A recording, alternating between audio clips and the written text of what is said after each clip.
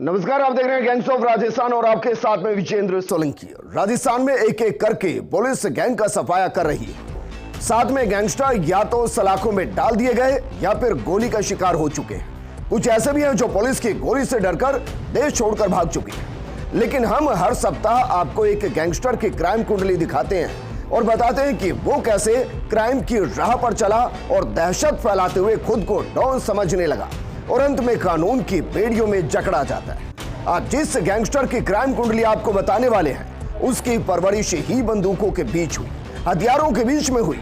बचपन से ही उसने हथियारों को देखा, चलाना सीखा, हथियारों की बारीकी सीखी, फिर गोली से नगीनों की दुनिया में आया, जोड़ी के तौर पर काम किया, खुद का नाम बंदूक रखा और दोस्ती की तलवार से आज खोलेंगे उस सिराज अहमद उर्फ सिराज बंदूक की पूरी कुंडली और बंदूक गैंग की हर गुर्गे का चैप्टर, जो जयपुर में दहशत का नाम बना और मुन्ना तलवार से पहले दोस्ती की फिर दुश्मनी की।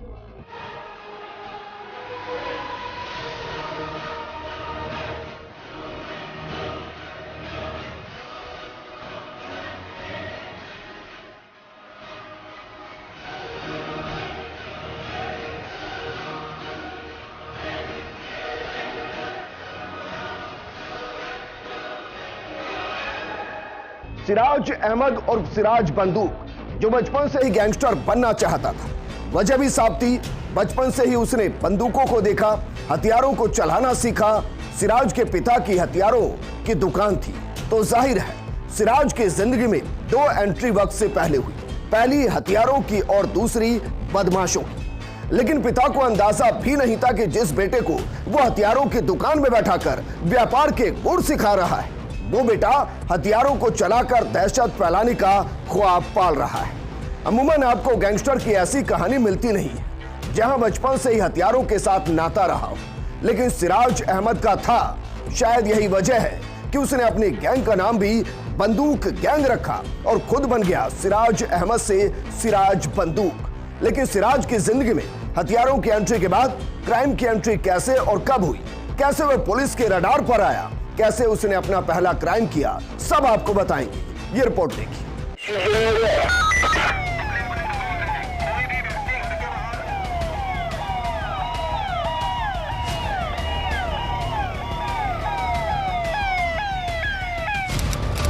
पिता का नाम अबरार अहमद, पता ब्रह्मपुरी जयपुर, पढ़ाई 12वीं, गैंग बंदूक गैंग, काम नगीनों का व्यापार, असली काम रंगदारी, अपहरण, हत्या, उपलब्धि दर्जन भर मामले दर्ज। नाम सिराज अहमद उर्फ सिराज बंदूक।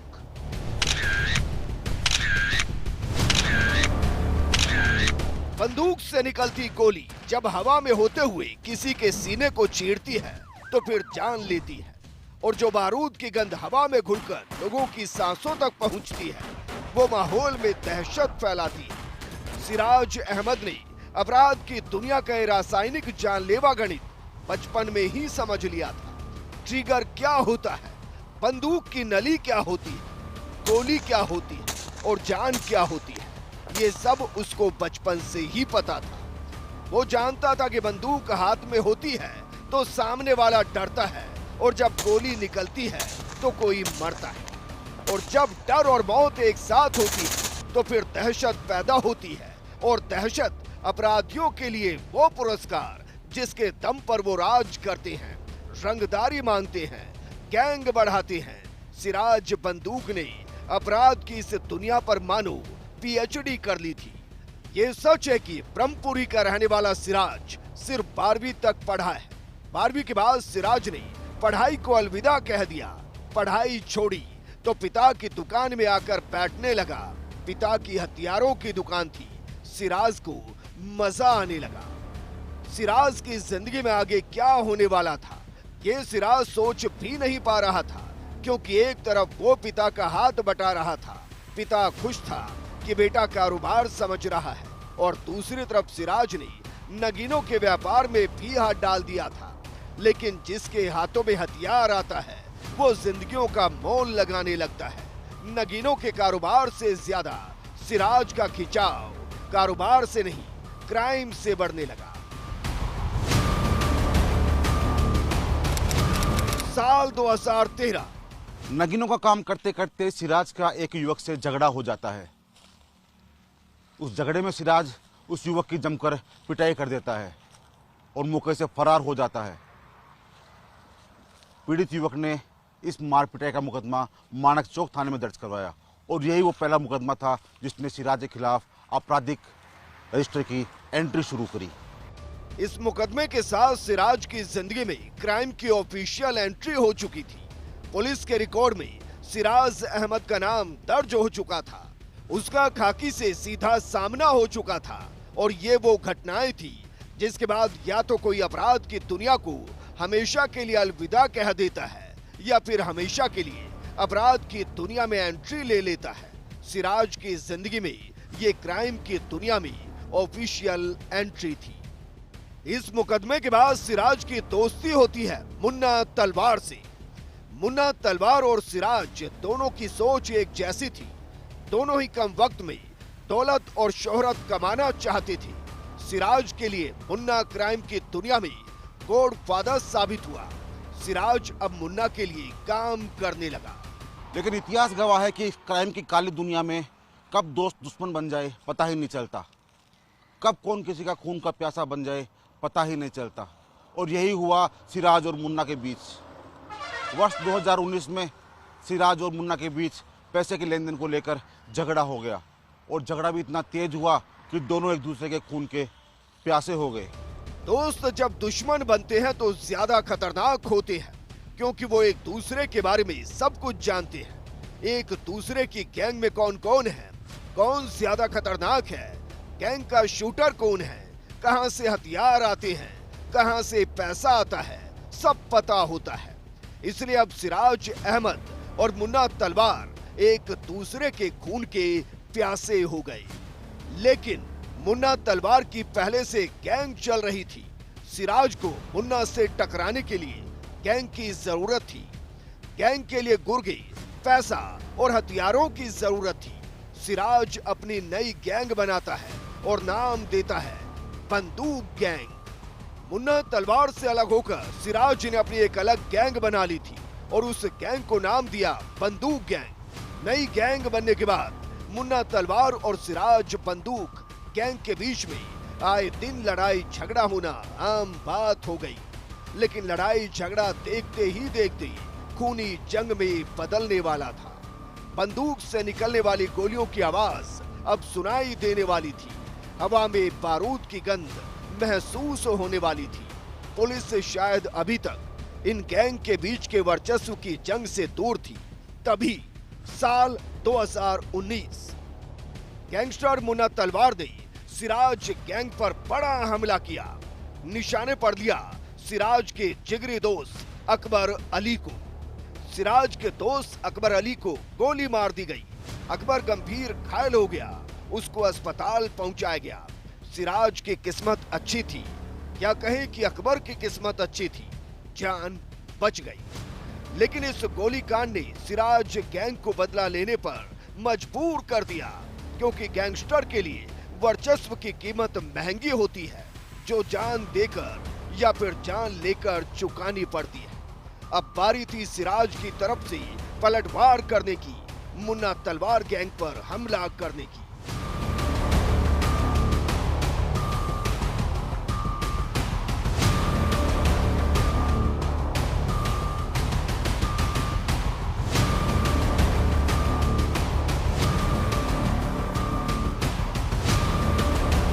बोखलाए सिराज ने मुन्ना तलवार गिरोह पर हमला किया।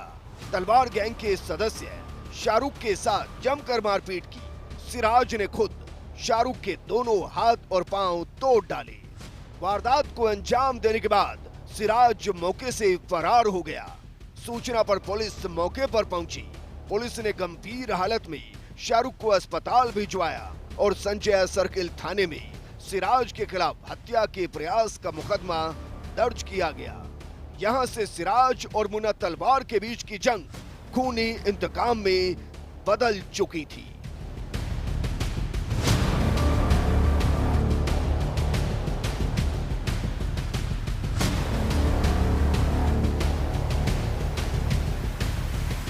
सिराज और मुन्ना की दोस्ती दुश्मनी में बदल चुकी थी। ये खबर पुलिस से लेकर राजस्थान की आपराधिक मंडली में हवा की तरह फैल चुकी थी। साथ ही उन अपराधियों के लिए, बदमाशों के लिए मानो नौकरी वाली लॉटरी लग गई थी।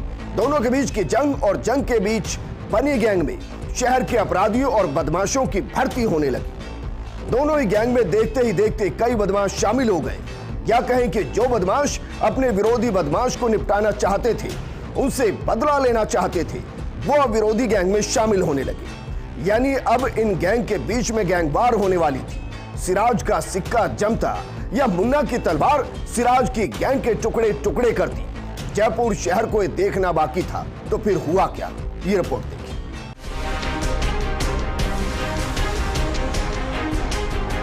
दोनों गैंग के बीच जंग तेजी से बढ़ने लगी। अक्सर दोनों गैंग के बीच में गैंगवार होती। कभी सिराज गैंग मुन्ना तलवार की गैंग पर हमला करती, तो कभी मुन्ना तलवार गैंग सिराज की गैंग पर। वक्त के साथ सिराज पर मुकदमों की संख्या भी बढ़ती चली गई। कौन किसका शिकार करने वाला था, ये बताएं। उससे पहले आपको बताते हैं कि कैसे सिराज के खिलाफ अलग अलग थानों में कुल 15 मामले दर्ज हो चुके थे। 11 अक्टूबर 2009 में मानक चौक थाने में मामला दर्ज। 26 अक्टूबर 2009 को मानक चौक थाने में मामला दर्ज। 28 मई 2010 को अशोक नगर थाने में मामला दर्ज। 31 अगस्त 2010 को लाल कोठी थाने में मामला दर्ज।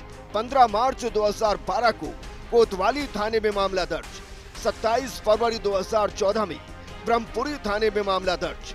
29 सितंबर 2014 को रामगंज थाने में मामला दर्ज। 10 जनवरी 2018 को बजाज नगर थाने में मामला दर्ज। 4 अगस्त 2018 को गलता गेट थाने में मामला दर्ज। 8 जून 2019 को सुभाष चौक थाने में मामला दर्ज। 9 जून 2019 को संजय सर्किल थाने में मामला दर्ज। 10 जून 2019 को रामगढ़ थाने में मामला दर्ज। 24 जनवरी 2022 को सिंधी कैंप थाने में मामला दर्ज। 1 जून 2022 को विधायकपुरी थाने में मामला दर्ज। 28 मई 2022 को जोटवाड़ा थाने में मामला दर्ज। सिराज के खिलाफ प्राप्त जानकारी के मुताबिक 15 मामले दर्ज हुए हैं और जो जानकारी मिली है उनमें से ज्यादातर में मामला न्यायालय में विचाराधीन है। लेकिन हम सिराज गैंग और मुन्ना तलवार के बीच की होने वाली जंग की आहट को महसूस कर पा रहे थे, क्योंकि दोनों के बीच में गैंगवार बढ़ने लगी थी। तभी मुन्ना तलवार पर हुए हमले के मामले में संजय सर्किल थाने ने सिराज को गिरफ्तार कर लिया और उसे जेल भेज दिया गया। जेल में 6 महीने की सजा काटने के बाद सिराज को जमानत मिली और सिराज एक बार फिर से जेल से आजाद होकर अपने घर पहुंच गया। सिराज जैसे ही जेल से बाहर आया, परिवार वालों ने सिराज को समझाना शुरू किया कि अब अपराध की राह को छोड़ दे और आम आदमी के जैसे जिंदगी को जीना शुरू करे। सिराज भी समझ चुका था कि अपराध की राह पर या तो मौत है या फिर इंतकाम, और दोनों ही जिंदगियों को बर्बाद करती है। और जिस शोहरत और पैसे के पीछे वो भाग रहा था, उसको लग रहा था कि अब जिंदा नहीं बचेगा तो फिर शोहरत और पैसे का क्या करेगा। अब वो नगीनों के कारोबार की तरफ फिर से लौटने लगा। शांति से जिंदगी को जीना शुरू करता है, एक दुकान लेता है और फिर से नगीनों की दुनिया में लौट जाता है। लेकिन जिन गुर्गों को सिराज ने पाला था, जिन गुर्गों के साथ बंदूक गैंग को बनाया था, जो अभी भी अपराध की दुनिया में थे और अपने बॉस सिराज बंदूक को सरेंडर करते हुए देख रही थी, वो सिराज को बार बार मनाने की कोशिश करते हैं। अब सिराज के दोस्तों ने उसकी दुकान पर आना शुरू कर दिया। दोस्तों ने समझाया कि नगीनों के काम में वो मजा नहीं है, नगीनों के काम में शोहरत और पैसा भी नहीं है।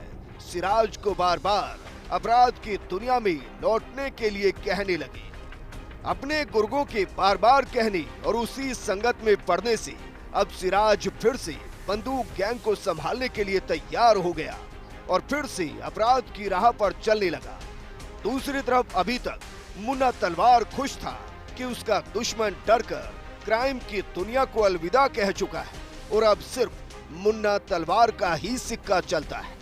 लेकिन जैसे ही मुन्ना तलवार को पता चला कि उसका दुश्मन फिर से क्राइम की दुनिया में उसको चुनौती देने आ रहा है, तो फिर से मुन्ना ने सिराज का काम तमाम करने की प्लानिंग करनी शुरू कर दी और फिर से जयपुर में इन दोनों गैंग के बीच में गैंगवार होनी थी। लेकिन तभी कोरोना महामारी आ गई। देश में कोरोना की दस्तक बढ़ने लगी थी। शहरों के शहर कोरोना लॉकडाउन में चले गए और राजस्थान में भी कोरोना के चलते लॉकडाउन लगा दिया गया और इसी लॉकडाउन ने काम किया इस गैंग को तोड़ने का, साथ साथ इनके गैंगवार को कम करने का।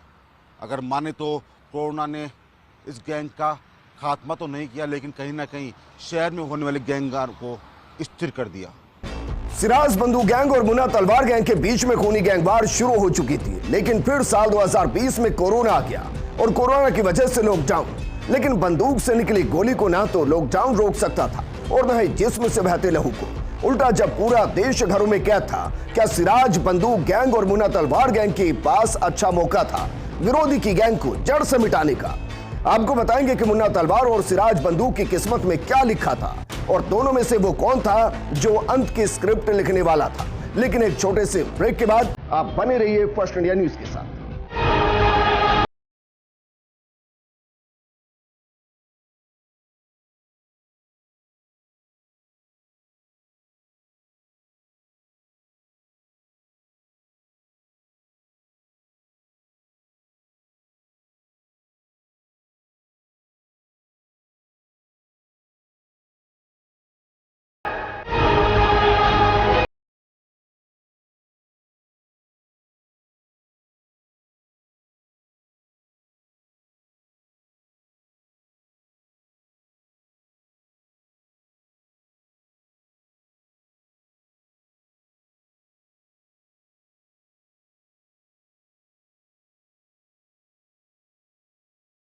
स्वागत है। लॉकडाउन के दौर में गैंगवार का शोर क्या जयपुर की सुनसान गलियों को दहलाने वाला था?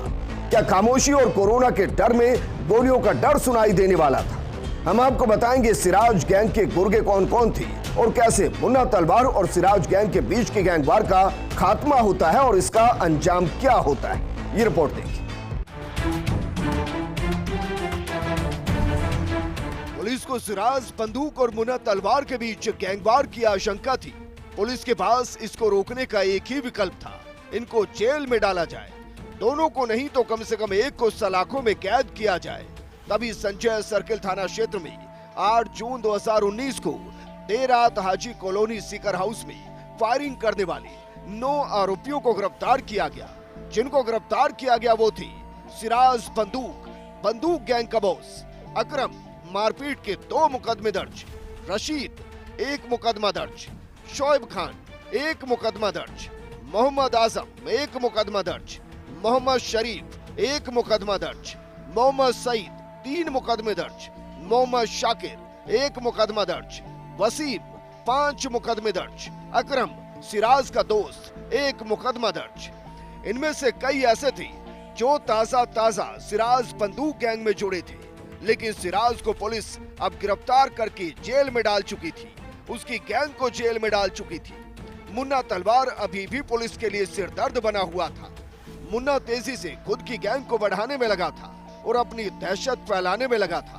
पुलिस की रडार पर अब मुन्ना तलवार था और पुलिस हर हाल में मुन्ना तलवार को सलाखों में डालना चाहती थी। तभी फरवरी 2020 में गैंगस्टर मुन्ना तलवार ने फायरिंग की, जयपुर के कई इलाकों में फायरिंग की और दहशत फैलाई। पुलिस ने जाल बिछाकर मुन्ना तलवार को गिरफ्तार कर लिया, लेकिन कुछ वक्त में ही मुन्ना तलवार को जमानत मिल गई। जेल से बाहर आकर मुन्ना तलवार ने फिर से अपनी गैंग के साथ मिलकर हथियारों की तस्करी और सट्टे के धंधे में शामिल हो गया और पुलिस के लिए चुनौती बनने लगा। जयपुर पुलिस ने गैंगस्टर्स का पक्का इलाज करने के लिए जिला कलेक्टर जयपुर से निवेदन किया और मुन्ना तलवार को राजपासा एक्ट के तहत गिरफ्तार कर लिया। राजपासा एक्ट में किसी भी आरोपी को 1 साल तक जमानत नहीं मिल सकती। मुन्ना तलवार को जेल में डाल दिया गया और उसकी गैंग के बाकी सदस्यों को भी राजपासा एक्ट के तहत गिरफ्तार कर जेल भेज दिया गया। गैंगस्टर मुन्ना तलवार के खिलाफ हत्या, लूट, मारपीट, हत्या का प्रयास और फायरिंग के 2 दर्जन से ज्यादा प्रकरण दर्ज थे। जयपुर सेंट्रल जेल में सजा काटने के दौरान गैंगस्टर मुन्ना तलवार कोरोना संक्रमित हो गया। स्थिति बिगड़ने पर उसे RUHS अस्पताल में भर्ती करवाया गया। इलाज के दौरान मुन्ना तलवार की मौत हो गई। जयपुर में कोरोना से एक गैंगस्टर की मौत हो चुकी थी, यानी सिराज बंदूक सलाखों में पहुंच चुका था और मुन्ना तलवार दुनिया से जा चुका था। हर क्रिमिनल की तरह इनका भी अंजाम वही हुआ जो अक्सर होता है।